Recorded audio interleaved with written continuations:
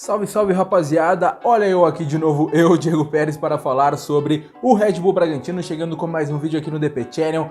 Temos informações sobre o jogador que está saindo do Bragantino, jogador que está fora do duelo contra o Flamengo nesta quarta-feira, o provável time do Bragantino e também informações aí, a análise do Rodrigo Seixas, então fica só ligado que está começando mais um vídeo aqui no canal.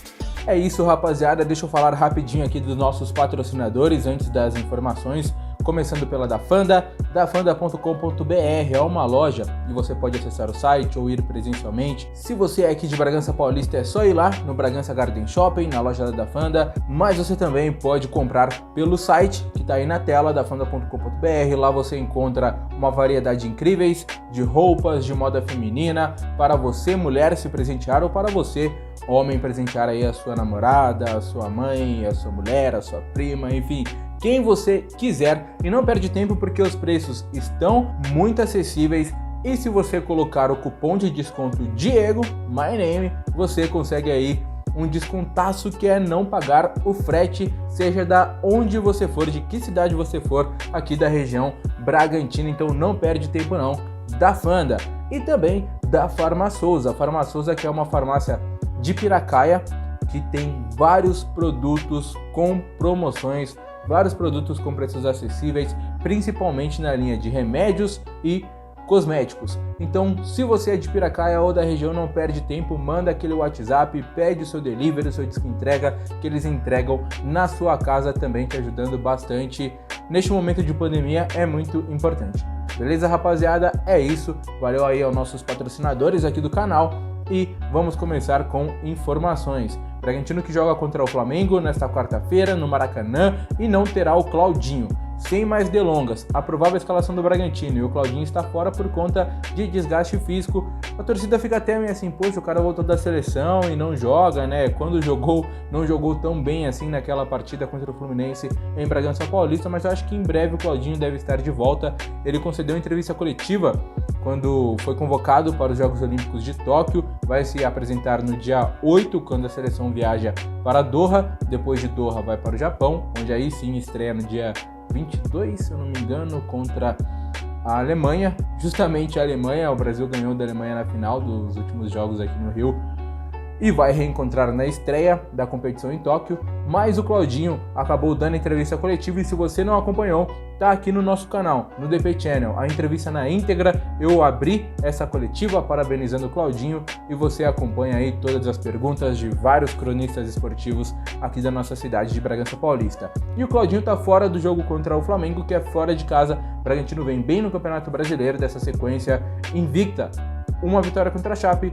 2 empates contra o Bahia e contra o Fluminense. Nesses 2 jogos o Bragantino deixou no finalzinho escapar as vitórias e depois venceu com autoridade o Corinthians lá em Itaquera e agora tem esse jogo dificílimo contra o Flamengo. E difícil também porque não tem o técnico Maurício Barbieri. Além do Claudinho, Barbieri está suspenso, ele pegou 2 jogos por indisciplina, a punição essa que veio da STJD. O Bragantino até ainda está tentando, pode ser que de última hora, o Barbieri que viajou com o clube, pode ser que de última hora ele consiga essa liberação no recurso do Bragantino, mas ele foi julgado, primeiramente foi advertido por uma questão que ele não poderia estar no banco por suspensão, e ele acabou aparecendo no vestiário num duelo contra o Palmeiras lá no Allianz, ele foi de carro particular, enfim, mas o Barbieri acabou sendo rejulgado, né, no pleno e foi punido aí com 2 jogos. O Barbieri é um treinador um pouco polêmico ali na beira do campo, né? Porque ele grita muito, ele gesticula muito, ele reclama muito com a arbitragem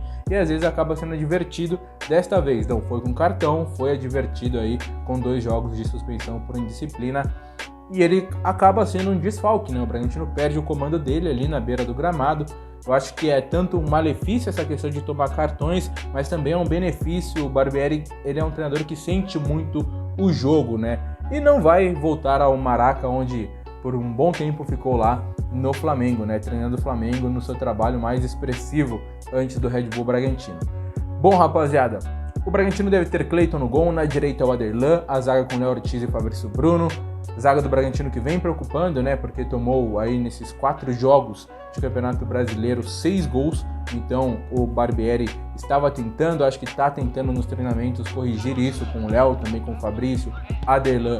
E na lateral esquerda, ainda assim, o Luan Cândido, ele vai com o Everson, eu acho, porque o Edmar, na minha última provável, eu achei que o Edmar voltaria, né? Lateral experiente, que ocupava a vaga de titular quando o Luan Cândido não estava à disposição, ou mesmo com o Luan Cândido à disposição, mas ele tem preferido o Everson, um jovem jogador que talvez está ganhando aí o seu espaço e deve ser o titular. Acho que ele vai manter a mesma escalação do último jogo contra o Corinthians, a formação inicial que tem no meio campo.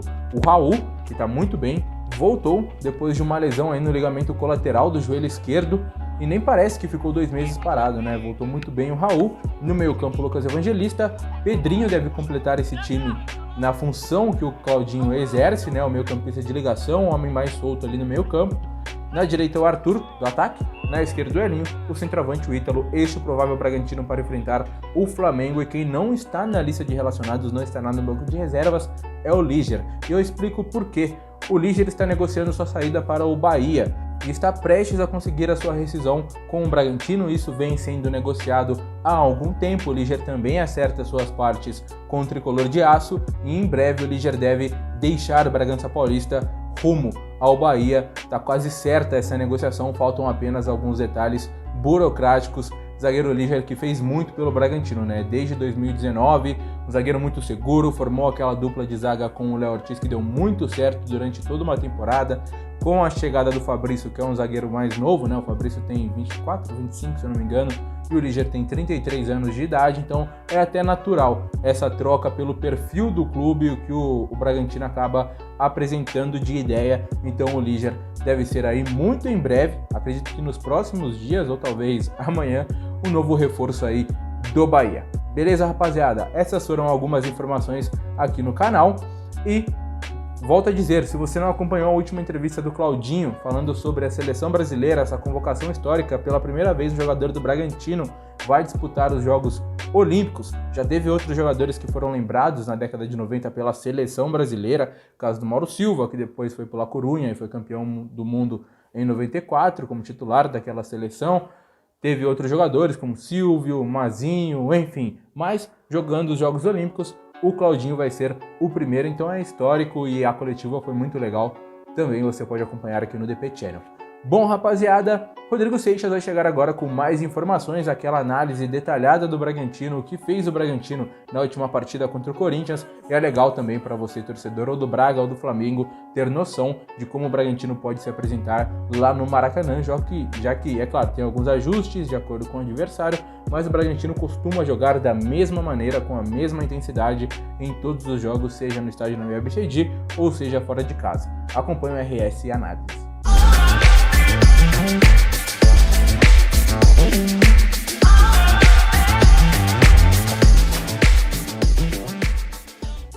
Fala Diego, olá pessoas, aqui em mais um vídeo no DP Channel, hoje para falar da vitória do Bragantino, grande vitória, grande atuação do Bragantino em São Paulo na Neoquímica Arena e venceu o Corinthians por 2-1, jogo que o Bragantino venceu de virada, o Corinthians sai na frente e o Bragantino vira depois no segundo tempo. Para começar, vamos falar sobre os times que foram a campo. Primeiro o Bragantino foi no esquema de sempre, o 4-4-2, você pode chamar de 4-2-3-1 até de 4-3-3, de qualquer forma, o time foi com Cleiton, Aderlan, Fabrício Bruno, Léo Ortiz e o Everson, Arthur, Lucas Evangelista, Raul, Elinho, Pedrinho no lugar do Claudinho, que por desgaste físico o Bragantino acabou optando por não utilizar ele com medo de ele poder se machucar, e na frente o Ítalo. O Corinthians do Silvinho foi num esquema também parecido com um 4-4-2, um 4-3-3 ou 4-2-3-1, depende de como você quiser chamar, com o Cássio no gol. Na lateral direita, o Fagner. Na dupla de zaga foi o João Vitor e o Gil. Na lateral esquerda, o Fábio Santos. A dupla de volantes foi o Cantídio, né, o volante, ao lado do Gabriel. Aqui na esquerda jogou o Matheus Vital. Na direita, o Gustavo Silva. O Rony mais aqui por dentro. E na frente, o Luan de falso 9.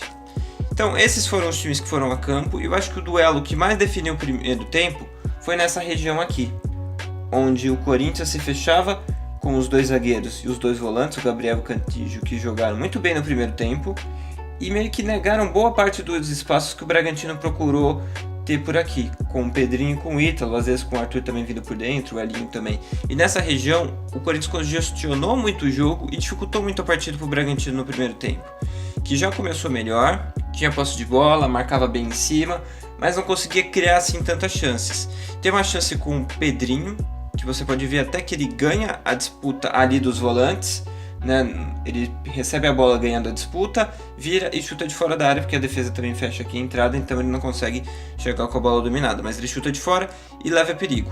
Só que o Corinthians estava congestionando muito bem, o Bragantino estava com um pouco de lentidão, um pouco previsível nos lances, né? Não estava encontrando os melhores espaços e o Corinthians conseguiu segurar bem o Bragantino. Em uma jogada em que o Corinthians trabalha bem a bola, uma das poucas no primeiro tempo em que trabalha bem a bola, o Corinthians vai trocando passes, vai movimentando a defesa do Bragantino e o Gustavo Silva, o Mosquito, acaba recebendo aqui na direita e o Bragantino, na hora de marcar, dá muito espaço entre o zagueiro, que era o Ortiz, e o lateral, que era o Everson. E nesse espaço acaba aparecendo o Rony, que chuta 2 vezes, a primeira o Ortiz vira de costas, tanto que ele nem tem reação para a segunda e acaba saindo o gol, o Bragantino sai atrás. O Bragantino sai atrás, depois disso o Bragantino tem uma chance com o Ítalo em escanteio, depois o Pedrinho tenta também, mas estava impedido, e o Bragantino sente um pouco aquele final de primeiro tempo, um pouco de dificuldade de criar. Por mais que ele não fosse ameaçado também, o Corinthians não ataca o Bragantino não consegue criar chances claras. Daí vem o segundo tempo e o Bragantino não muda taticamente, mas tem uma coisa que o Bragantino passa a fazer mais, que é atacar mais por dentro e menos pelo lado, porque o lado do Corinthians também estava conseguindo fechar bem com os laterais, e quando ele coloca o Arthur para jogar mais aqui, arrastando, fazendo com que os volantes tenham que vir marcar ele mais de perto, ele abre um pouco mais de espaço aqui nas costas. Logo no começo tem uma ótima jogada em que o Arthur vem mais por essa região e lança o Pedrinho, que vai passando nas costas da defesa. Essa jogada acontece logo de cara e o Bragantino cria uma ótima chance já de cara, complicando demais pro Cássio, só que daí o Pedrinho na frente do gol acaba meio que se assustando, acho que o Cássio acaba chutando para fora. Mas já mostra o Bragantino um pouco diferente, mais rápido, aproveitando melhor aqueles espaços, e um pouquinho depois já consegue o gol, a bola de escanteio, o Aderlan, que nem é tão alto assim, sobe na frente na primeira trave e acaba empatando o jogo. Depois o Bragantino consegue criar mais chances, continua no ataque, mas tem um pouco de dificuldade para encontrar o gol mais uma vez. Tem outras chances, tem um contra-ataque muito bem executado em que o Arthur acaba chutando e o Cássio defendendo também. Então o Bragantino vai criando chances, mas daí o Barbieri sente o time um pouco cansado e ele pensou em colocar um atacante. Só que daí teve um problema, porque ele olhava para o banco, ele não tinha o Alejandro com Covid, não tinha o Hurtado, que está com a seleção venezuelana, não tinha o Gabriel Novaes, que está machucado, e daí ele pensou assim, putz, e agora, o que eu vou fazer? Então ele teve uma sacada nova, que foi colocar o Ramírez de atacante, de segundo atacante, ou na posição em que o Pedrinho vinha fazendo. E funcionou, porque o Ramírez jogava lá, ele conseguia ser intenso e brigar pela posse, e conseguiu ser um cara de área também. Em vários momentos ele ficou ali, ele entrava na área para tentar receber a bola, o Fabrício Bruno tentava lançamentos nele, e ele ficou por aí.